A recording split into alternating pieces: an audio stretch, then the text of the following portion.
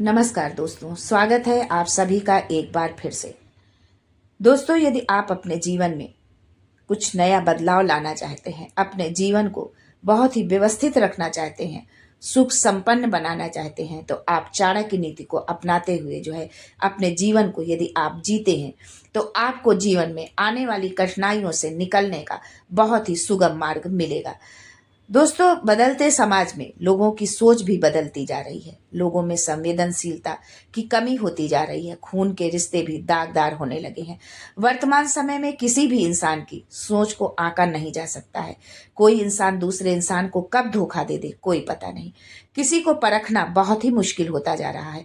ऐसी ही परिस्थितियों में हम चाणक्य नीति को यदि हम उनका पालन करते हैं, चाणक्य नीति के अनुसार यदि हम चलते हैं, तो हमारा जीवन बहुत सुगम हो जाता है।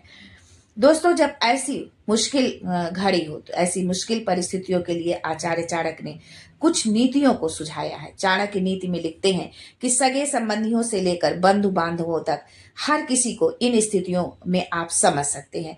उन्होंने इस चीज को बहुत ही अच्छे से समझाया है जिसका वर्णन चाणक्य नीति के प्रथम अध्याय में किया गया है।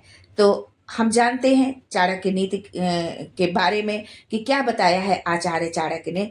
लेकिन आगे बढ़ने से पहले आपसे रिक्वेस्ट करती हूँ कि वीडियो को लाइक करिएगा, दोस्तों को शेयर कर दीजिएगा, और अगर आपने अभी तक चैनल को सब्सक्राइब नहीं किया है तो चैनल को सब्सक्राइब करके बेल आइकन जरूर दबाइएगा। दोस्तों, सेवक की परख किसी महत्वपूर्ण काम में, बंधु बांधवों की परख विपत्ति के समय, और पत्नी की परख धन के नष्ट हो जाने पर होती है। यानी कहने का तात्पर्य यह है आचार्य चाणक्य के कि यदि हमारा सेवक है, नौकर है, तो यदि हम उसको कोई महत्वपूर्ण काम सौंपते हैं तो वो अपने उस काम को कितने अच्छे से अंजाम देता है, कितने अच्छे से उसको अपनी सेवा को करता है, निभाता है, उसको इसकी परख हमें सेवक की होती है। ऐसे समय पर जो हमारे बंधु बांधव हैं, हमारे रिश्तेदार हैं, नातेदार हैं, उनकी परख विपत्ति के समय में होती है कि जब हमारे ऊपर कोई आफत विपत आती है, उस समय वो हमारा किस तरह से साथ निभाते हैं, किस तरह से हमारे साथ खड़े होते हैं। तो ऐसी स्थिति में हम अपने बंधु बांधवों की परख कर सकते हैं। तीसरी चीज है पत्नी की परख। दोस्तों, पत्नी जीवन में एक अहम भूमिका होती है, क्योंकि वो हमारे सुख दुख की साथी होती है। लेकिन यदि धन नष्ट हो जाए या हमारे ऊपर कोई आर्थिक संकट आ जाए, तो ऐसी स्थिति पर पत्नी हमारा कितना साथ देती है, कहाँ तक हमारे साथ चलती है, ये बात पत्नी को परखने में ये बहुत ही कारगर होते हैं। दोस्तों, चाणक्य नीति के मुताबिक सेवक के चरित्र की पहचान तब होती है जब उसे किसी विशेष और महत्वपूर्ण कार्य के लिए भेजा जाता है। यही समय सेवक की ईमानदारी को परखने का सही समय होता है। चाणक्य नीति के अनुसार सगे संबंधियों और बंधु बांधवों की पहचान विपत्ति के समय होती है। जब आप किसी संकट से घिरे हुए हैं या किसी गंभीर बीमारी से जूझ रहे हैं, तो ऐसी ही स्थिति में ये समझ में आता है कि असलियत में आपके साथ कौन है या कौन नहीं है। आचार्य चाणक्य ने पत्नियों को भी परखने के लिए समय बताया है।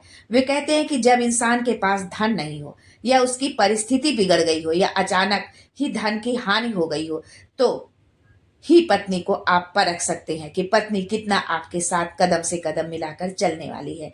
तो ये छोटी छोटी सी चीजें हैं। इन चीजों को यदि हम अपने जीवन में इनको हम उतारते हैं, या इस तरह से हम अपने रिश्तों की पहचान करते हैं, तो हमारा जीवन थोड़ा सहज हो जाता है और हमें अच्छे और बुरे की पहचान बहुत आसानी से मिल जाती है। आज के लिए बस इतना ही। फिर मिलते हैं चाणक्य नीति के साथ में, एक नई नीति के साथ में।